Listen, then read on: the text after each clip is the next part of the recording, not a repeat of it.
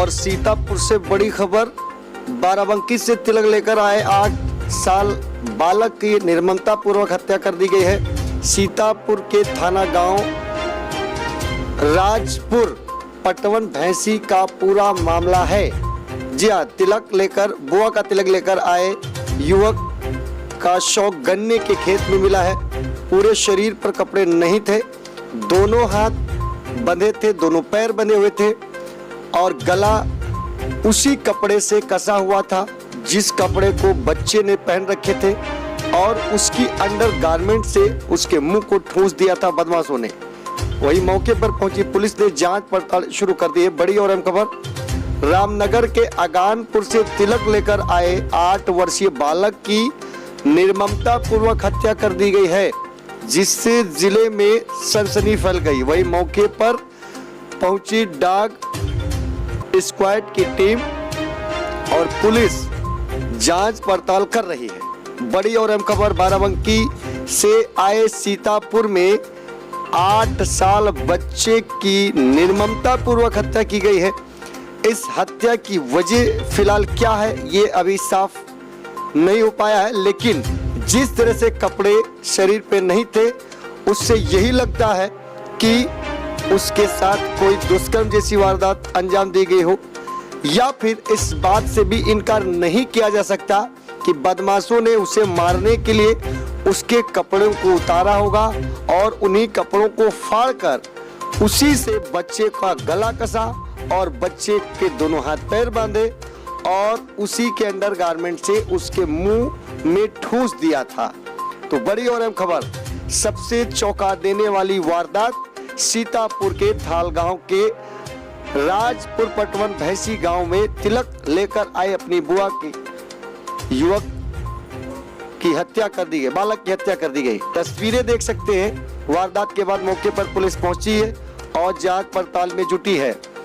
जिले में एक 8 साल बच्चे की गला दबाकर हत्या कर दी गई। वारदात का पता तो तब चला तब सुबह हो चुकी थी।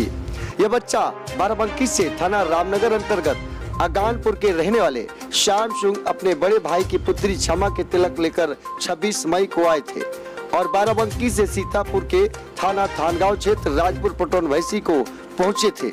सभी लोग अपने तिलक कार्यक्रम में व्यस्त हो गए। इसी दरमियान 8 साल का बच्चा आदित्य राज लापता हो गया।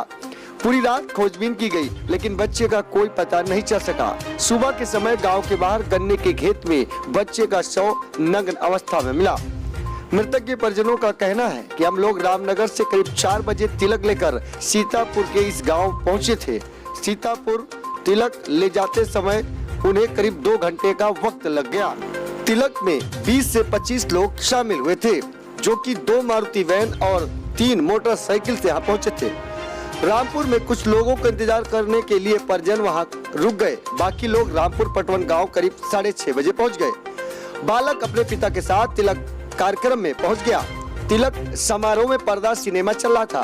पंडित जी रंगोली आज बना रहे थे और मृतक लड़का वही थोड़ी देर के लिए रंगोली देखने लगा। तिलक और परीक्षा की तैयारियां की जा रही थी। सभी लोग कार्यक्रम में व्यस्त हो गए। उसके बाद बच्चे का कोई पता नहीं चल सका। लोग घबराने लगे और फिर खोजबीन में जुट गए। इस वारदात की खबर पूरे गांव और क्षेत्र में आग की तरह फैल गई। जिसे भी जानकारी हुई वह टार्च लेकर खोजबीन में जुट गया। कुछ लोग तिलक कार्यक्रम को संपन्न कराकर गांव रामनगर वापस चले आए, जबकि पिता और उनके रिश्तेदार वहीं रुक गए और बच्चे को खोजने लगे। खोजते खोजते रात तक बच्चे की खोजबीन की गई, लेकिन उसका कोई सुराग नहीं लग सका। कुछ रिश्तेदारों को लेकर मृतक के घर वालों ने गांव के बाहर गन्ने के खेत में खोजा। बच्चे ने न केवल घर वालों की चिंताएं बढ़ा दी, बल्कि और ज्यादा दिल की धड़कनें बढ़ गई। घर वाले थक हार कर इससे गांव में ही रुक गए। फिर सुबह उठकर इधर उधर खोजने लगे, तब भी कोई सुराग नहीं लगा। लेकिन बच्चे का शव सुबह करीब 5 बजे उसी जगह पर मिला जहां रात में उसे खोजा गया था। उसके बाद चीख पुकार मच गई। बच्चे ने जिन कपड़ों को धारण कर रखा था, उन्हीं कपड़ों से बदमाशों ने उसे मौत के घाट उतार दिया था। बच्चे की सदरी को फाड़कर बदमाशों ने पैर बांधे, पैंट को फाड़कर हाथ बांधे कपड़े से गला कसा था। शरीर पूरी तरह से नग्न था। बच्चे के अंडरगारमेंट से उसके मुंह को ठूसा गया था। जिस तरह से बच्चे को मौत के घाट उतारा गया, उससे प्रथम दृष्टया यही प्रतीत माना जा रहा है कि बच्चे के साथ दुष्कर्म हुआ होगा और मुंह से झाग भी निकला था, जिससे मरते समय बच्चे ने काफी संघर्ष किया। उसके आंतरिक अंगों में फिलहाल कोई चोट के निशान परिजनों के बताने के अनुसार नहीं थे। आखिर उनके 8 साल बच्चे से क्या दुश्मनी रही होगी जो उसे मौत के घाट उतारा गया। वही जिस तरह से बच्चों के कपड़ों को फाड़ा गया था, उससे यही प्रतीत होता है कि बदमाशों ने उसे मारने के लिए इन्हीं कपड़ों को फाड़ा था, जिससे बच्चा अस्त व्यस्त हो गया। वही परिजन इस बात से भी इनकार नहीं कर रहे हैं कि जिस स्थान पर लाश मिली रात को ढूंढते समय उस स्थान पर कोई सुराग नहीं था। यह कैसे आया, ये बात समझ से परे है। किसी से कोई रंजिश भी नहीं है। इस बात से भी इनकार नहीं किया जा रहा है कि शायद बच्चों को आसपास के लोगों द्वारा ऐसा कृत्य किया गया होगा। घर वालों को आशंका है कि बच्चे ने बदमाशों को पहचान लिया होगा। मृतक के परिजन बताते हैं कि इनकी कोई रंजिश नहीं है। वही मौके पर पहुंची पुलिस ने शव को कब्जे में लेते हुए जांच पड़ताल शुरू कर दी है। पिता की तहरीर पर अज्ञात के खिलाफ हत्या का केस दर्ज कर लिया गया है। वही श्याम सिंह के 2 पुत्र और 1 पुत्री है। मृतक या बालक अपने परिवार का सबसे बड़ा बेटा था। वही वारदात के बाद भारी पुलिस बल और घटनास्थल पर खोजी कुत्ते की टीम मौके पर पहुंचकर जांच पड़ताल शुरू कर दी है। पुलिस का कहना है कि मुकदमा दर्ज कर लिया गया है और जांच पड़ताल की जा रही है।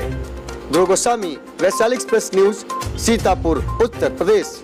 और वही बाराबंकी से बड़ी खबर, समाज सेवियों ने राहत सामग्री बांटी है। कोरोना वायरस को लेकर लॉकडाउन लगा हुआ है। इसी कड़ी में जरूरतमंदों को कुछ समाज सेवी लोगों ने राशन किट बांटी है। बाराबंकी के रहने वाले समाज सेवी अभयराज, भाजपा के वरिष्ठ नेता प्रशांत मिश्रा, शरद श्रीवास्तव और राजा कासिम, जिन्होंने मंजलेपुर गांव में पहुंचकर यहां गरीब महिलाओं को राशन किट दी। राशन किट में आटा, चावल, आलू, साबुन, मास्क और तेल है। इसके अलावा कोरोना वायरस से बचाव के लिए दवा का छिड़काव के साथ साथ सैनिटाइजेशन भी किया जा रहा है। जरूरतमंदों को राशन बांटते हुए समाज सेवी अभयराज ने बताया कि जब तक लॉकडाउन रहेगा तब तक निरंतर जरूरतमंदों को इसी तरह से राशन किट दी जाती रहेगी। समाज सेवा करना जीवन का सबसे बड़ा सुकून है। अभयराज का उद्देश्य राजनीति नहीं बल्कि ऐसे मौके पर गरीबों की भावनाओं को समझना है। Bureau report, Vaishali express news.